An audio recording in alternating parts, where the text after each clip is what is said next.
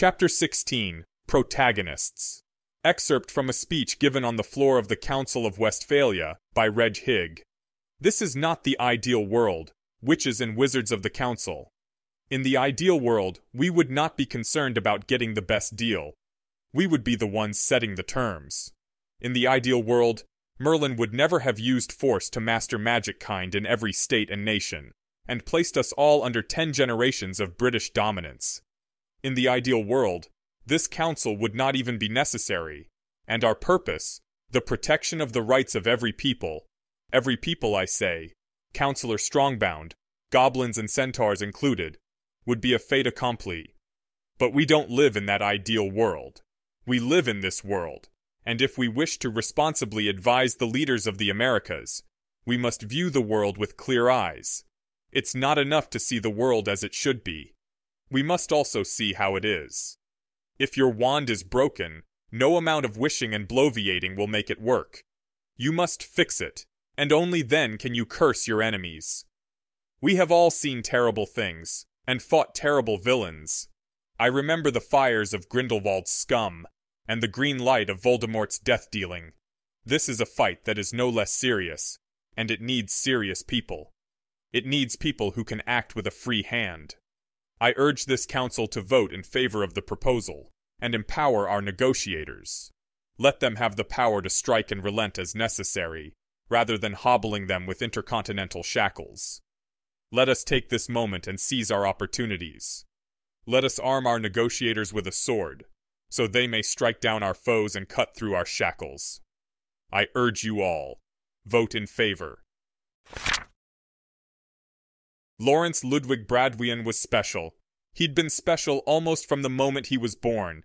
His great-aunt Corliss had been both a seer and a famous keeper for the Wimborne wasps, and at the moment that Ludwig was born, she had fallen from her broom in a trance, letting the quaffle through the goal, and had prophesied that a child of her family had been born who would bring down a great house in a time of endless strife, when all the worlds narrow to two.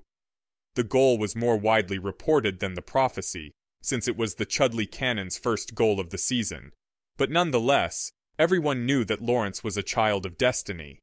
Perhaps because of this special destiny, Lawrence grew up to be a confident boy.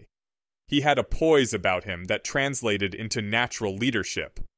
Not many children had his sort of self-awareness, or his willingness to stand out from the crowd. It's often a sign of a difficult home life, even of abuse.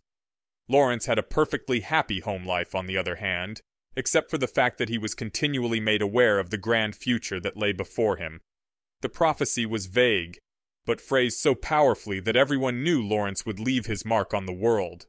In 1995, he was sorted into Slytherin and embarked on quite a career of adventure as one of the first Silver Slytherins.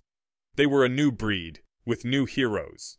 The few Slytherin aurors like Andromeda Tonks, Draco Malfoy and Narcissa Malfoy, head of House Horace Slughorn, and businessmen like Perigold Pusey.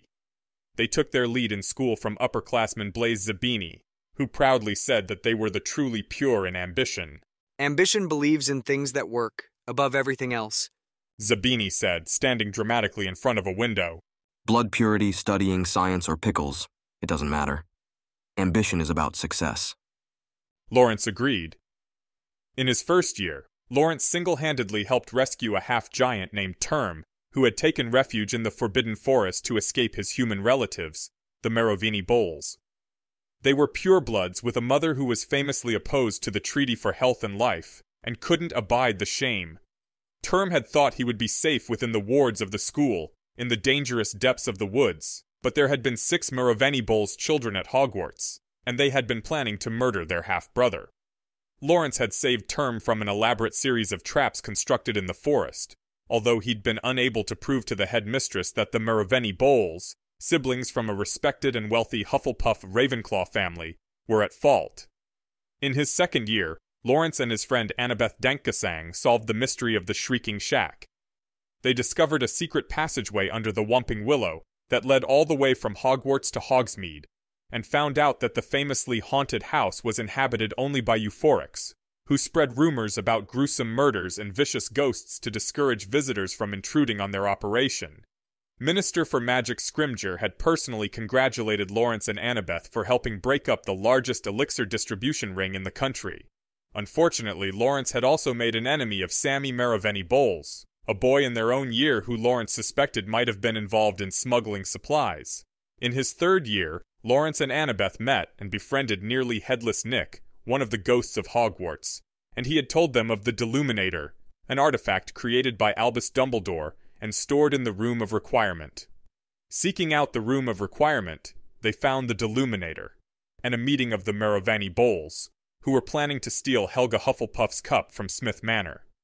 Lawrence and Annabeth foiled the burglary and exposed the Maravani Bowles, leading to the two oldest children being expelled and the rest of them closely watched. The dramatic duel with Sammy Maravani Bowles had ended in a stalemate that night, but at least he would be on a short leash from then on.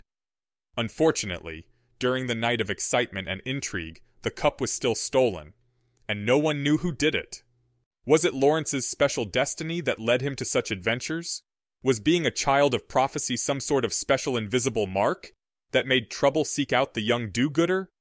Or had that fate just made into him the sort of person who wasn't afraid to investigate the ample mysteries and intricate plots of the world's foremost school of magic?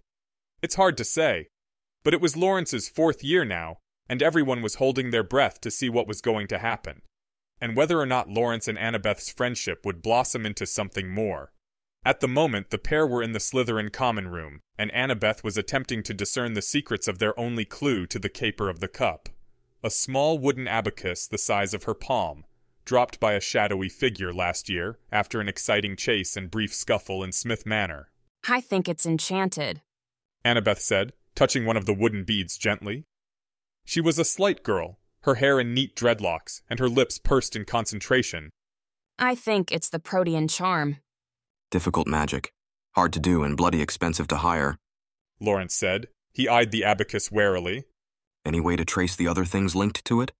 No, said Annabeth. or at least I don't know how. She set the abacus down on the table in front of them, sighing. I'm sure I've seen one of these before, said Lawrence. He closed his eyes, trying to let his mind free associate and chase down the memory.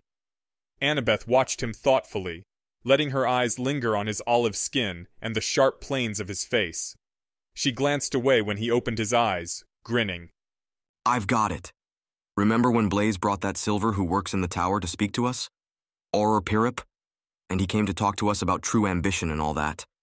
And his friend waited for him? Annabeth's eyes widened. Yes, oh, Merlin, you're right.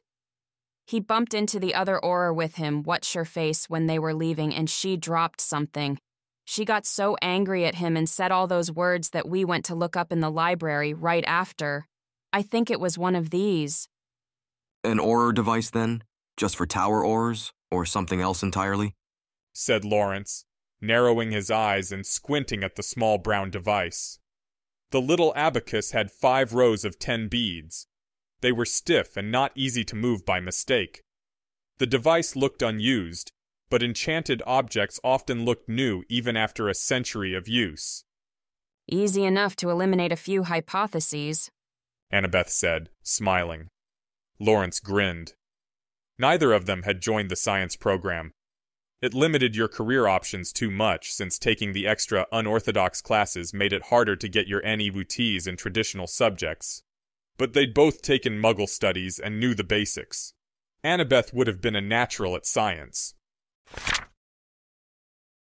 Hypothesis 1. All Aurors. Annabeth got into position at the entrance to the History of Magic classroom. Professor Palma de Mallorca wasn't inside. They'd already checked, so she was able to stand just outside the door within the alcove, out of sight. She got the abacus out, holding it in her palm. Then she looked down the corridor. Lawrence was there, sitting on a windowsill, a book in his lap. He was watching a pair of Aurors stationed at the end of the hall, one of the dozen that were situated in various places in Hogwarts. He looked at Annabeth, and she nodded. He fixed his eyes on the Aurors, and then nodded in his own turn. Annabeth flicked 3 of the beads in the top row to one side. Somewhere, all the abacuses linked by the Protean charm to this one mimicked its movements. It was a way to signal, and even if they didn't know the appropriate messages or code, they did know that the recipients would need to look at their own copies. The little abacuses were too small and fiddly to interpret by feel. Lawrence kept a careful watch on the Aurors at the end of the hall, but they didn't change their behavior at all. They just kept quietly chatting, their hands folded casually into their sleeves. They weren't on very high alert. Despite the supposed necessity of their presence, thanks to the existence of the tower, they seldom had much to do. There were rumors that patients had escaped the receiving room and gone running around the school, but no one had ever actually seen such a thing firsthand, as far as Lawrence could discover. He wasn't sure he believed it. No one even really knew where the receiving room actually was in the school, for that matter, except the professors and Aurors, he supposed. So far as he could actually verify, the only thing the Aurors ever did was occasionally act to break up a fight or stop some bullying. After as much as 10 minutes had passed, Lawrence looked over at Annabeth and shook his head. No luck. Hypothesis 2. Tower Aurors. What if they use legilimency on me? Asked Lawrence nervously. They'll know I'm lying. They'll know everything. He glanced at his robes. They might just guess from how much I'm sweating. Just try to be casual. They distribute safety sticks to 1,000 countries these days. That receiving room must be busting, and no one's going to want to chat. Plus, Gregorius's cousin Lammy went on a lark, and he says that all that happened was that they owled Lammy's parents. Annabeth said, shrugging. You'll be fine. It knocks you out, you know. They might find the abacus while I'm unconscious. Lawrence said, shifting in his seat. I wish we could figure out some way to do it with both of us like last time. It'd be okay. He cut himself off before he could finish the sentence with, if you were there. He blushed. Annabeth was blushing now too, although it wasn't as noticeable. She looked away and said hurriedly with a smile, Look, just do it, you big Kneasel. Lawrence stared at the safety stick in his hands and gulped. But anything was better than being right here, right now. It was too much. He snapped the safety stick with one strong thumb. There was a moment of wrenching force around his middle, and then darkness. He awoke to a sudden unveiling of consciousness, as though a black curtain had been lifted from his awareness. There was no grogginess, and Lawrence was familiar enough with the process to expect the stunning. Everyone knew the procedure to go to the tower, since it was part of the first lectures on safety, and Lawrence's uncle had been rejuvenated. But it was still disorienting. Hello, son, said a young-looking witch, who was standing next to him. He was lying down on one of the cots. Lawrence became aware that she was holding his hand, and it twitched involuntarily. The witch just went on smiling pleasantly, and spoke again. It's okay, you're in the tower. We couldn't find anything wrong with your ABCs, and you don't seem to be hurt. Can you tell me what's wrong? She was extremely nice and extremely firm in a way that tolerated no dissembling. Her white robes were neat and trim, and her features were firm. Snub nose, red hair, freckles, and sharp gaze. Oh, Merlin, I'm in the tower, Lawrence said. He was feeling a little panicky at the prospect of being caught, and so this performance didn't take much pretending. But I didn't. Oh no, I'm so sorry. I had a stick in my rear pocket. Annabeth shoved me. He trailed off, letting the lie fade on his lips. He sat up and swiveled his legs off the cot, and buried his face in his hands, releasing the healer's hand. The contact was making him uncomfortable, as though she could tell his true thoughts by touch. I see, said the healer. Her voice was neutral, in the way of someone reserving judgment without wishing to give offense. This must happen all of the time, and Lawrence was pretty young. She probably saw children doing this for fun, just for the experience of it, all the time. Well, this is very serious, you know that, right? There are 6 people who spent quite a while scanning and working to help you, and they could have been helping people who really needed it. Sick people, injured people, or dying people. I see you're a Hogwarts student. What's your name? Lawrence Bradwian, he replied, speaking as miserably as he felt. We keep track of everyone who accidentally comes here. I'll let the arithmancer know, and he'll let the headmistress know, the healer said. She stepped back from the screened-in little cubicle in which they were sitting. Lawrence glanced around. White tiled floors and ceiling, a plain little metal table, and a plain metal cot laid with white linen. Everything was as generic as something you might transfigure, if you were hastily creating something new. He supposed they were in the main clinic ward, or something. Details on the layout and details had been more scarce when he and Annabeth had asked around. Everyone focused on the horrors and healing. Oh, Merlin. Why did we ask around like that? How stupid. If anyone does doubt this accident, it'll be easy to find out how curious we've been about the tower. Lawrence tried to freeze his face in its current dismay, so that he didn't visibly dissolve into horror. I don't want you to think that you shouldn't get a new stick, or let this stop you from visiting us in a real emergency, Lawrence, the healer said. She glanced away from him and waved someone over. He took the opportunity to shove his hands in his pockets. Serge, would you help this young man, please? He needs to speak to Tommy or someone else, and then he needs to go back to, well, class, I suppose.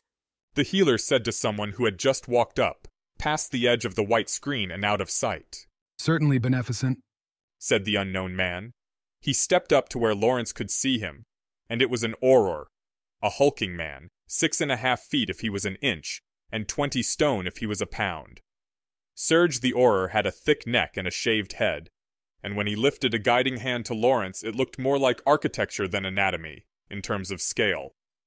The Auror smiled kindly. Have a good afternoon, Lawrence, Beneficent said to him. She was smiling again. She'd apparently decided that she believed him, or that she should be merciful. Be more careful, okay? Giving a half wave, she was gone before he could answer. Lawrence slid forward and stood up, stepping a little awkwardly to where Serge was standing, outside the cubicle. He glanced to the left and right.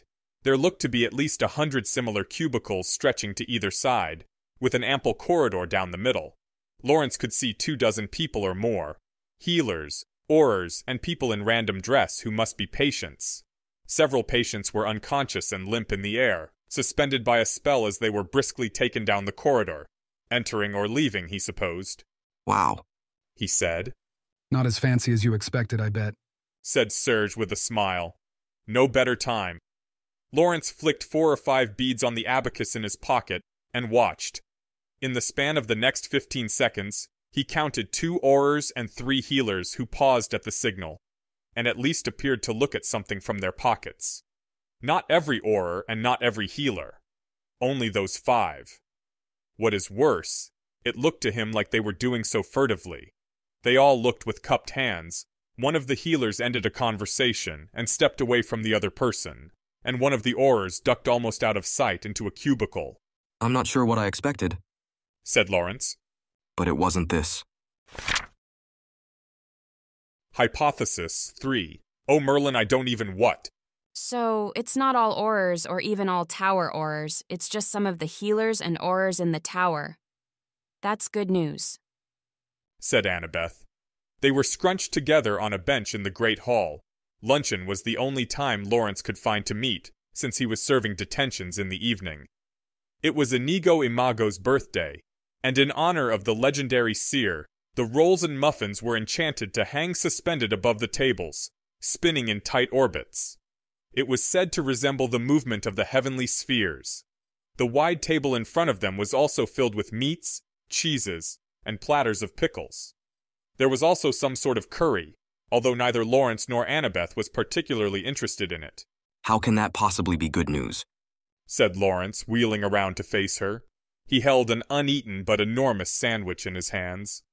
It means, well, I'm not sure what it means, but it's something sinister. A secret cabal within the tower. A cabal that stole the cup. Oh, just stop and think for a moment. There are all kinds of non-sinister possible explanations, right? Annabeth said, picking a sesame roll out of the air. She tore it apart absently as she spoke. Just because one of the people who stole the cup was a part of whatever group we're talking about here, doesn't mean the group was involved. If we found a Gryffindor robe, it wouldn't mean there was a Gryffindor conspiracy to steal the cup. Just that one Gryffindor was involved. We have narrowed down the list of suspects a lot. It's good news. Lawrence sullenly took a bite out of his sandwich, declining to respond until a respectable amount of time had passed. After a while, though, He turned to Annabeth and said something witty and cutting, even though he said it around a mouthful of food that made it completely unintelligible. Gross. Annabeth said, making a face. Slow down or you'll choke. Lawrence abandoned the effort and concentrated on chewing. Annabeth went on, saying, Okay, so we should probably go tell the headmistress immediately. There's no reason to wait. She and the tower and all those important people can figure this out. No, said Lawrence urgently. that won't work. Listen, who was most likely to notice that Sammy and his siblings were up to no good? What sort of person? A student, of course. Said Annabeth. Or a professor. And which students specifically? Said Lawrence, raising his eyebrows. Us, I suppose. I mean, we've been tangling with them for years. There was Term and the Shrieking Shack and Myrtle and... Yes, if anyone was going to get suspicious, it was going to be us. Annabeth said guardedly. And what would we be expected to do if we found a clue?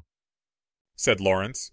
Report it to the headmistress, but wait, you can't possibly think that this is a trap. If this conspiracy involves the headmistress, then I think we've already lost. And anyway, how could you even think that? You know what she's like. And how would that trap even work? You're saying that... I don't even know what you're saying.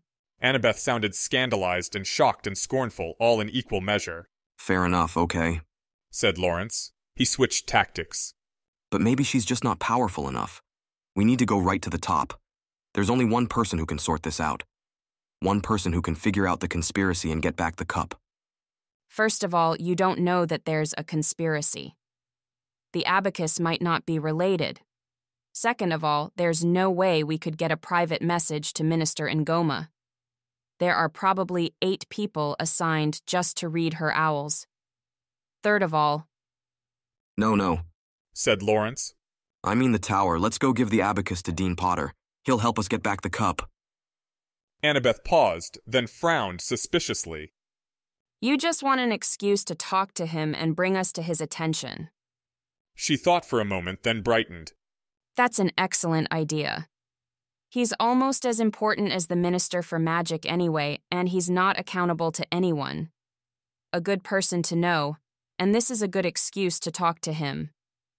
It was just like Professor Slughorn always said. The more people you know, the more people who can help you. But why not just, I don't know, cut off your finger or something? I'm pretty sure that a lot of people who go to the tower get to speak to Dean Potter. Or we could just talk to an Auror and tell them what's up. Well, I suppose, said Lawrence. But I think that they usually don't let you talk to him very much, and he must hear this kind of stuff all day. We need to stand out. And also, this might be a good opportunity for some payback on the Meroveni Bowls. Opportunities like this for a clever plot don't come along every day. All right, Lawrence said. So how are we going to sneak into the tower, the most heavily guarded place in Britain? He took another bite out of his sandwich. I have an idea, I think. Annabeth said. An idea for a plan. She picked up a piece of torn roll from her plate and rolled it into a ball between her fingers. We want to solve a mystery and report a possible conspiracy, right? Recover a relic of the founders of Hogwarts and return it to the rest of Hepzibah Smith's collection, and punish those responsible. And we also want to get Sammy and his siblings, and of course become famous and powerful. Lawrence nodded, chewing. Well, how can we do all of these things with one simple plan? Annabeth squished the bread flat between 2 fingers. Let me give you a hint. Remember that big cabinet we saw in the Room of Requirement?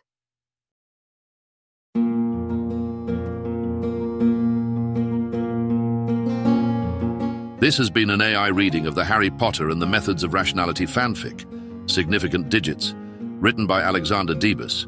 You can find the original text at anarchyishhyperbole.com. The voice for this project was provided by Aeneas Brodsky.